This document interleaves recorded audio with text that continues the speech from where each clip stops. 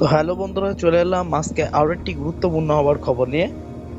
ঘন্টার আগে 24 ঘন্টা আগে কিন্তু বিভিন্ন অঞ্চলে গতকাল রাতে অনেক জায়গায় ঝড় বৃষ্টি ঘটাইছে পশ্চিমবঙ্গের বিভিন্ন অঞ্চল এবং সাথে সাথে বাংলাদেশে লাগোয়া বিভিন্ন অঞ্চলে।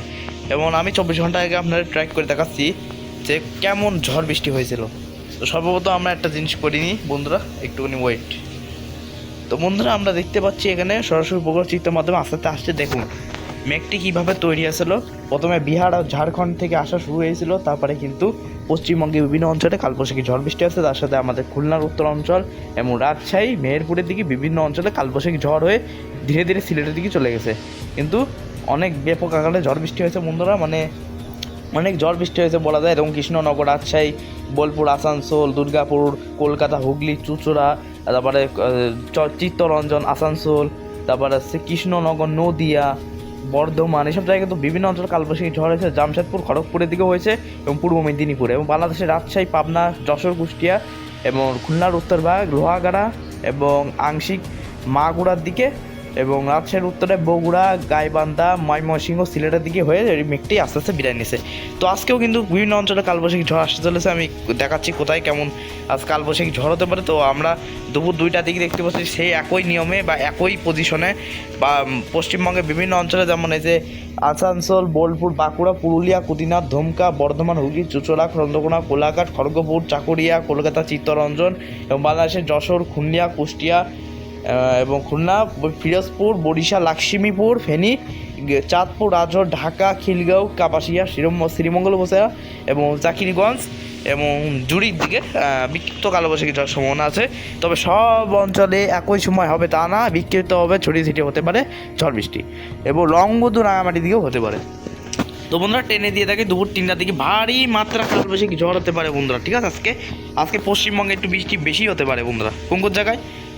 চাকদা, পান্ডুয়া, শান্তিপুর, হুগলি, চুঁচুড়া, বর্ধমান, হাবড়া, কলকাতা আছে, কলকাতার পূর্বভাগ, ক্যানিং, রাজপুর, উলবেড়িয়া, ডায়মন্ড হারবার, বসিরহাট, 24 পরগনা এবং কোলাঘাট, পূর্ব পশ্চিম মেদিনীপুর এবং হলদিয়া, দীঘা, মন্দারমণি এবং বাংলাদেশের কালিঙ্গঞ্জ, তারপরে শ্যামনগর, সাতক্ষীরা, কালোরা, মনিরামপুর, ফুলতলা, নড়াই, কাশিয়ানি, ভাঙা, যশোর, বোয়ালমারি, মাগুরা, কালিঙ্গঞ্জ এবং জীবননগর, চুয়াডাঙ্গা, তারপর হচ্ছে মেহেরপুর, শৈলকুপা, পাবনা, সাতিয়া, রাজবাড়ী এবং ফরিদপুর, তার সাথে আংশিক ঢাকার উত্তরভাগ, গাজীপুর এবং ময়মনসিংহ, সিলেটের পূর্ব দিক এবং কুমিল্লার ডান দিকে, ত্রিপুরা, আগরতলা, আমবাসা, মিজোরাম এবং লংগুদোর দিকে আজ ভারী বৃষ্টি হতে পারে এবং চট্টগ্রাম উত্তরভাগ বিভিন্ন অঞ্চলে ছড়িয়ে ছিটিয়ে কালবৈশাখী ঝড় বৃষ্টি হতে পারে।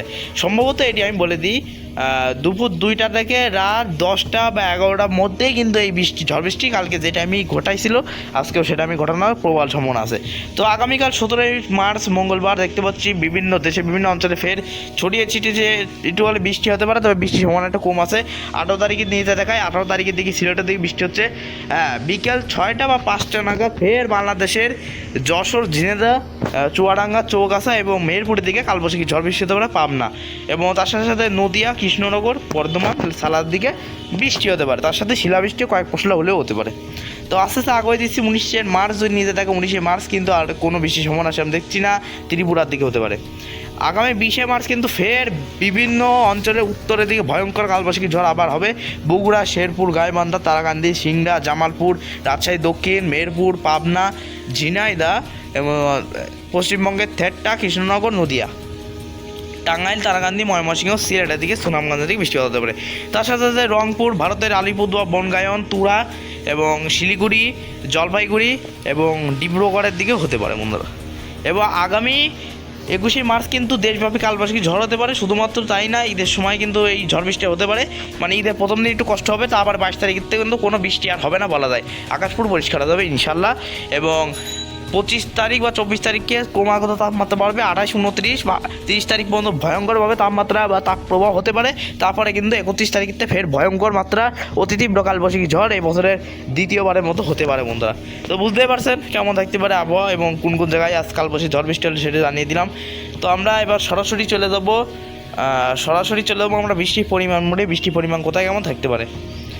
তো বৃষ্টির পরিমাণ দেখতে পাচ্ছি আগামী মনে করেন আজকে 16 তারিখ, 16ই মার্চ, আগামী 8 দিনে দেশের বিভিন্ন অঞ্চলে, ঠিক আছে, দেশের বিভিন্ন অঞ্চলে যেমন হচ্ছে ঢাকা, বাংলাদেশের ময়মনসিংহ, সিলেট, গাইবান্ধা, জয়পুরা, রাজশাহী, পাবনা, যশোর, খুলনা, কুষ্টিয়া এবং খুলনা, কালিঙ্গঞ্জ, সাতক্ষীরা, বরিশালে অল্প একটু, চট্টগ্রাম, লংগদা দিকে একটু ভারী বৃষ্টি, কুমিল্লা, সিলেট দিকে ভারী বৃষ্টি এবং তার সাথে পশ্চিমবঙ্গের আসানসোল, বোলপুর, কৃষ্ণনগর, নদিয়া, বর্ধমান, হাওড়া, হুগলি, ডিমা এবং আছে এখানে ভজভজ, তারপর আছে ক্যানিং, 24 পরগনা, বনগাঁ এবং মালদা, দক্ষিণ দিনাজপুর এবং শিলিগুড়ির দিকে প্রবল ঝড় বৃষ্টি হওয়ার সম্ভাবনা আছে এই কয়েকটির মধ্যে।